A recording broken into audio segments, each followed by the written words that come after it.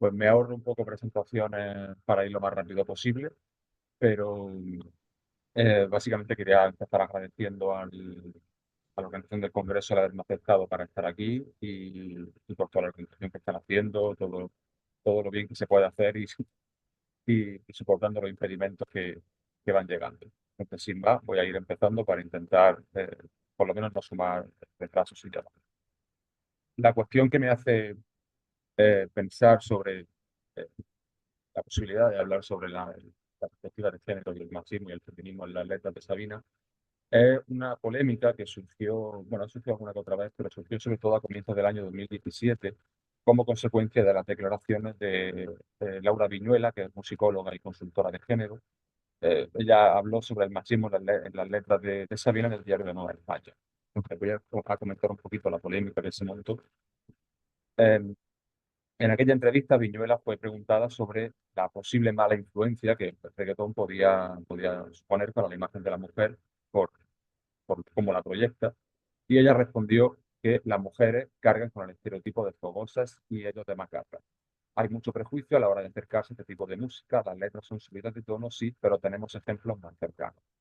Evidentemente, ante esa respuesta, la persona que la entrevistaba quiso saber cuáles eran esos ejemplos más cercanos. Y es aquí donde Viñuela señala a Sabina, por cierto, junto con otros autores no tan cercanos, pero bueno, no miramos de ellos. Y decía, tenemos a Joaquín Sabina, que le hace la ola cada vez que asoma por esta región, que era Asturias, pero tiene letras que son machistas y peligrosas, tanto más que el reggaetón. Un buen ejemplo es la canción Contigo. La música tiene lo bueno y lo peligroso a la vez de que nos filtra muchos mensajes. Los cantautores también patinan bastante. Se trata solamente de un ejemplo de las variadas veces en las que, como recuerda Javier Menéndez Flores, que es su biógrafo, Sabina ha sido acusado de misógino. Y aunque muy rara vez ha respondido a los muchos que a lo largo de su extensa carrera lo han criticado por una u otra razón, sin embargo, en alguna ocasión, en años posteriores a la polémica que se generó con las declaraciones de Viñuela, y sin referirse a ella, ha comentado la lectura machista de sus canciones. La vez que más se extendió sobre el asunto fue durante un coloquio que mantuvo en Úbeda con el poeta Benjamín Bravo, que por cierto yo estuve allí, si me puedo dar fe de que eso pasó de verdad. Ese coloquio está grabado y se puede encontrar en YouTube, pero para no citar todo el Parlamento de Sabina, reduzco solamente, o sea, resumo solamente las dos principales argumentos que él dio, que fueron el primero, que ha sido víctima o fue víctima de un revisionismo censor que no estaba presente en el momento en el que publicó la canción, y el segundo, que otros creadores de distintas artes han publicado también en un tiempo anterior productos artísticos más comprometidos temáticamente que el suyo, a los que parece que nadie critica. Es quizá el primero el que nos resulta más interesante, en tanto que entra de lleno en el debate sobre los productos artísticos escritos en un tiempo anterior más laxo moralmente, que son escrutados desde la perspectiva de una moral excepcional. Estos argumentos los complementaría al año siguiente con otro más, dado como respuesta a una periodista que muy directamente le preguntó si se consideraba machista. Y él dijo, no se la diapositiva, pero lo cito, desde luego no me libro de una educación católica, machista y franquista que como todos los españoles de mi generación. Imagino que algo habrá por ahí, pero yo lucho todos los días conmigo mismo por encontrar dónde está lo correcto y la verdad. Creo que ninguna de las mujeres que ha vivido conmigo diría que soy machista. Con esta respuesta, ay, perdón, Sabina acude a una justificación común en quienes tratan de defender a un autor de un tiempo pasado de las acusaciones de machismo de su obra, contexto moral diferente en el que fue escrita o en el que se educó quien la escribió. Esa postura, sin embargo, es a menudo vista por la crítica feminista como una estrategia para librar al escritor en entredicho de toda culpa, pues, al fin y al cabo, desvía la atención hacia su época, hacia su, desvía la atención desde lo que escribe hacia su época. Eh, entonces, vamos a ver ahora qué argumentos se han dado para sostener esa opinión de que el cancionero de Sabina puede ser machista. Luego veremos la versión completa. Margarita García Candeira ha señalado que en su letra a menudo el amor es observado desde una óptica mercantil, regida por las leyes de intercambio y de búsqueda de beneficio, en las que habitualmente la mujer resulta cosificada y reducida a, cito, un objeto de disfrute erótico al servicio del sujeto, como sucede, por ejemplo, en canciones como Mujeres Fatal o Aves de Paso, o incluso en mercancía, como sería el caso de Rebaja de Enero. Este último ejemplo quizá de los que más llamativos pueden resultar porque en apariencia es una de las canciones en las que Sabina se abandona completamente al amor doméstico y quita todo ese, bueno, en fin, todo esto que todos conocemos de él. El problema que tiene con la imagen de la mujer, sin embargo, está en su comienzo, que es el que aparece aquí en la diapositiva: huyendo del frío, busqué en las rebajas de enero y allí hay una morena bajita que no estaba mal. Luego la canción después es magnífica, preciosa, pero esos dos primeros versos pueden ser complicados. Por otra parte, a veces de paso viene a ser una retahíla de mujeres que vienen a subrayar la fugacidad de los variados encuentros sexuales que se describe con cada una de ellas. Menéndez Flores llama la canción, la llama mujeres clínicas. Lógicamente en eso está el problema general. En buena medida, estoy siendo muy genérico porque si me pongo a explicar cada canción no salgo de ahí. En buena medida el problema tal vez se encuentre en el hecho en que de que la mayoría de las canciones que yo llamo afectivos sexuales de Sabina tratan sobre la conquista en alguna de sus paseos por. Ello, sumado a que la focalización narrativa con frecuencia recae sobre un sujeto amador masculino, da como resultado la posibilidad de interpretar a mujeres como las de Peor para el Sol o Y nos dieron las 10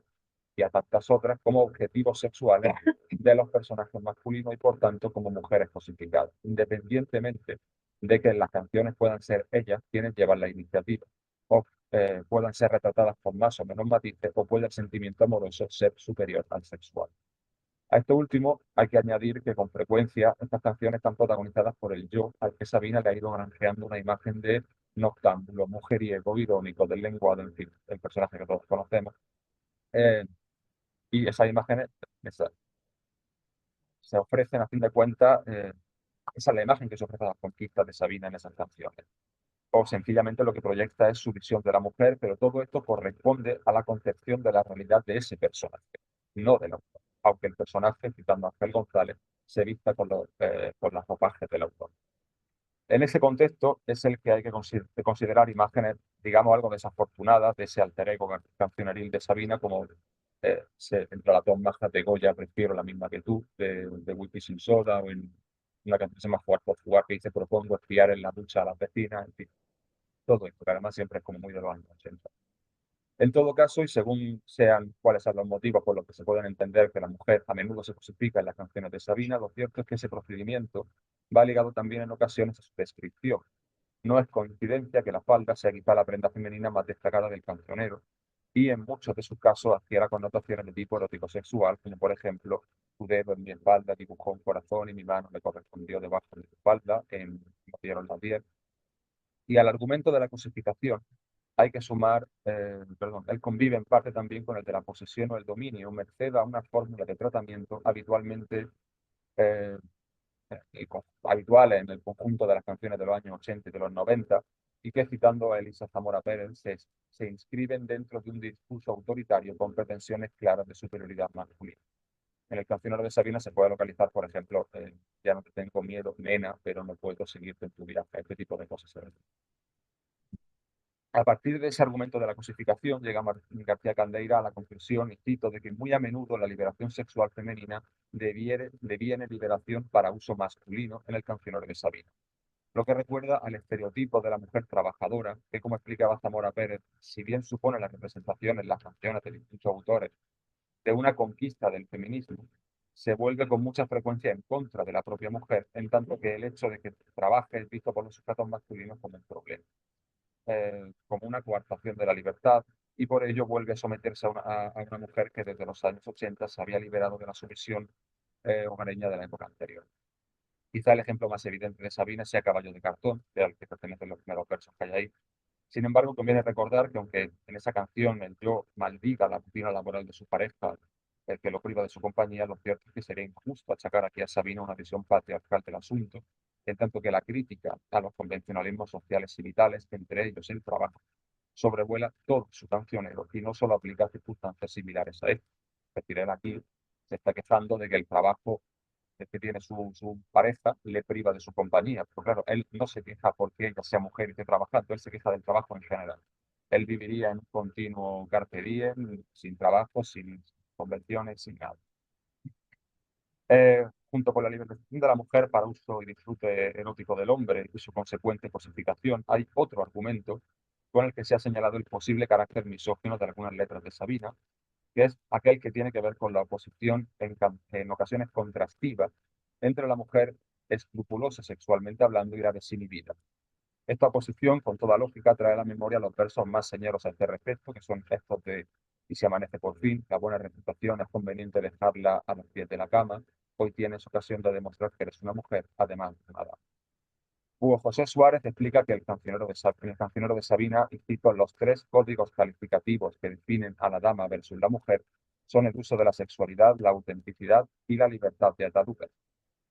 En suma y grosso modo, nos topamos aquí con el tópico del amor como veneno e incluso de la mujer como monstruo, como amada enemiga. Un ejemplo conocido por todos es el de 19 días y 500 noches, donde la mujer que ha abandonado al sujeto amoroso es rencorosamente descrita con unos versos, ya digo, muy conocidos. Siempre tuvo la frente muy alta, la lengua muy larga y la falda muy corta. Nos encontramos, en resumen, con dos razones por las que considerar que había misoginia en algunas canciones de Sabina: la cosificación de la mujer como objeto de disfrute erótico sexual y el retrato negativo de la que por una u otra causa no permite al sujeto amador mantener relaciones afectivos sexuales con ella. Ahora bien, es conveniente adoptar un punto de vista cauteloso y no tildar directamente a Sabina de machista por lo que en sus canciones dicen, hacen o piensan sus personajes. Ya he dicho que muchas de las letras en las que peor parada sale la imagen femenina son las que provienen del personaje autoficcional que se ha creado Sabina, pero hay también casos en los que ambas vías son uno de los rasgos que permiten caracterizar a otros personajes. Así sucede, por ejemplo, en el caso de la Rubia Platina, cuando el policía, que es la protagonista, resume sus experiencias con distintas mujeres, entre ellas la que da lugar a la canción, con una sineto que es tan cosificadora como imbuida de resentimiento. Y cito, hay que saber que las faldas son más débiles. Bien, por otra parte, al margen de los dos argumentos mencionados, alguna vez se ha acudido también al retrato que hace Sabina de la prostitución para leer su cancionero con clave misógina. García Candeira considera que el tratamiento indulgente de la prostitución es una de las vías mediante las cuales la liberación sexual femenina lo es en realidad para disfrute masculino. Y Viñuela, en una de sus entrevistas, explicó justamente esto, que tópicos como el de la mala mujer, que es de primero del patriarcado, ese mundo de mujeres nocturnas en la barra y putas vocacionales que ve glamour en la mierda de la vida y que en el fondo tiene mucho que ver con aquello de todas son malas, salvo mi hermana y mi madre, que en el fondo son las mujeres virginales de las que al final se enamora uno, y que están de la copla. Es decir, que esto lo estaba diciendo a raíz de que le preguntaran por la polémica de Sabina y demás. Es decir, que junto con o derivada de el estereotipo de la mujer sexualmente liberada que se retrata para el disfrute masculino, asoma la asunción de, en resumen, poco menos que haber blanqueado la prostitución. Es una cuestión sobre la que me podría extender, pero que voy a ir un poco más rápido. He preferido abordarla separadamente, esta acusación en particular, en tanto que en el cancionero de Sabina el estereotipo de la prostituta es muy acotado y hasta reducido. Pues aparece solamente en canciones muy concretas y rara vez o ninguna se ha manifestado esa prostituta vocacional que veía Buñuela o el tratamiento indulgente que señalaba García Candeiro. El caso es que la prostituta vocacional, si bien el Sabina persona ha defendido alguna vez su existencia, no aparece como tal en sus canciones. Que se retrate a prostitutas como en una canción para la Magdalena o se las describa como mujeres que ejercen ese trabajo, como cualquier otro en los versos de Por el túnel que dicen que trabajan más peor que los demás, no quiere decir que se afirme que su oficio es vocacional. En general, ya digo que el trabajo como vocación a Sabina no le interesa. Por mucho que como la Magdalena puedan ser descritas como extraordinariamente buenas en ese trabajo. Solamente en Viridiana, una canción un poco anterior, podría leerse un atisbo de vocación en el oficio en aquellos versos que dicen que a mí se me olvidó que trabajaba y ella se olvidó de trabajar. No obstante, cabe recordar que, primero, esa circunstancia aparentemente se produce de manera excepcional con el yo de la canción y segundo y sobre todo que es posible leer cierto enamoramiento entre los personajes desde el punto de vista del yo de la canción. Lo mismo al yo de la canción le parece que ella está súper enamorada de él y luego en realidad no tanto. Ya digo que esto de la autoficción es que hay que tenerlo muy, muy presente. Recordemos también que en las dos canciones en las que con más ahínco ha mitificado Sabina la prostituta, que son Viridiana y una canción para la Magdalena, no ha olvidado que ambas proporcionan amor a cambio de dinero, es decir, no ha edulcorado la situación. Así pues, la lectura de la presencia en el cancionero de Sabina de prostitutas vocacionales flaquea en tanto que ninguna de ellas presentada como tal con suficiente claridad como para afirmarlo. Sí es posible entender, como señalaba García Candeira, Sabina ha dado un tratamiento indulgente a la prostitución, aunque solo en algunas de las canciones, puesto que en otras se vista con una perspectiva más neutral e incluso. Y ahora, después de haber visto los argumentos a favor de la misoginia en su obra, vamos a ver curiosamente los argumentos a favor del feminismo, que curiosamente muchas veces utilizan los mismos argumentos. Em, la- Podemos preguntarnos primero si es posible afirmar esto, si es posible afirmar que hay feminismo en la canción de Sabina. La respuesta es que sí, y lo tenemos, por ejemplo, en esta cita de Adriana Martínez Fernández, que dice reclamando, y esto es lo que digo antes de utilizar los mismos argumentos, reclamando igualdad genérica también en el terreno de la cama a los personajes femeninos de canciones como Amores Eternos, Flor para el Sol, Besos Gonzalo, Vez de Paso, proyectan en cierto modo planteamientos de corte feminista, por lo menos en lo que se refiere al derecho de la mujer a la misma actividad, a ejercer la misma asertividad sexual que los hombres. Es decir, que la mujer libre que García Candeira ve como libre para uso erótico sexual del hombre, Martínez Fernández la ve liberada sexualmente en igualdad de condiciones con él. Sin duda el caso más evidente es el de Peor para el Sol, en tanto que en esa canción es la mujer la que le propone al hombre el encuentro sexual. Ella dice: vivo justo detrás de la esquina, no me acuerdo si tengo marido. Y sobre todo es ella quien deja claro que se trata solo de una aventura de una noche, en buena medida por el adulterio que ésta está cometiendo, lo cual justifica los dos últimos y un tanto irónicos versos de este estrofa. En mi casa no hay nada prohibido, pero no vayas a enamorarte. Con el alba tendrás que marcharte para no volver. Olvidando que me has conocido, una vez que estuviste en mi cama, hay caprichos de amor que una dama no debe tener. No hay que olvidar que esto lo está diciendo una mujer. En ese sentido, Sabina rompería con uno de los aspectos misóginos que caracterizan a muchas de las canciones de los años 80. Decía Zamora Pérez que, eh, bueno, está hablando de otra cosa, y que de ahí que aún la mujer sea más prototípica cuanto menos atributos masculinos presentes: libertad, independencia, fuerza, decisión. Al rehuir estos atributos, conforman los rasgos prototípicos de la feminidad establecidos por la tradición en un discurso autoritario y patriarcal. Los sujetos amadores de Sabina, en la mayoría de los casos, se sienten atraídos por mujeres libres, fuertes e independientes, o las prefieren sobre otras que no lo son. Por otro lado, es habitual que, cuando se comenta la imagen de la mujer en el cancionero de Sabina, quienes argumentan que este cuenta con composiciones de corte feminista acudan a Pisa el acelerador, en cuya letra el yo advierte a una mujer de que no se deje aprisionar, ya no solo en la relación que la reduzca a ángel del hogar, sino en una en la que su contrapartida masculina no la manipule psicológicamente. Leo solamente una estrofa porque no leerse toda la canción. Dentro de algún tiempo estarás acabada, metida en tu casa haciendo la colada, y nadie te dirá: muñeca, ven conmigo, ¿dónde irás cuando no tengas un amigo? Tarde ya comprenderás por qué te digo: pisa el acelerador, gasta la rueda, con hasta que puedas, sin que te diga, no te cautiva. Claro que luego dice: desconfía de quien te diga ten cuidado, solo busca que no escapes de su lado, antes de que te aniquilen sus reproches, déjalo que duerma y a la medianoche sal por la ventana y pon en marcha. Lárgate, déjalo. Del mismo modo, es también frecuente que se señale también Juana la Nuca, curiosamente del mismo álbum, como una canción bandera en la defensa de la homosexualidad, pero aquí no me meto porque no es lo que estamos tratando. En este punto, es justo volver a traer a colación las advertencias que desde la crítica feminista se han hecho acerca de los peligros, por simulada imprecisión, de considerar a un autor feminista al amparo únicamente de unos pocos y escogidos textos, pues hacerlo constituiría de nuevo una estrategia para eludir o difuminar su posible misoginia consciente, consistente en silenciar lo controvertido y enfatizar lo conciliado. En el caso de Sabina, sin embargo, estos textos no se reducen a las dos canciones mencionadas anteriormente, sino que se amplían, según algunas consideraciones, a todas aquellas en las que la mujer es retratada como un personaje sexualmente libre e independiente. No obstante, y la advertencia, cabría la posibilidad de que esa interpretación conviviera con la del machismo en su cancionero, a tal punto que, recuérdese, se dan casos de idénticos argumentos para idénticas posturas, por lo que centrar la atención exclusivamente en lo conciliador podría suponer dejar a un lado lo problemas. En suma, las letras de Sabina son ejemplo de cómo la crítica feminista, y cito Isabel Nava, Caña, sobre esta facultad, ha adoptado dos posiciones fundamentales,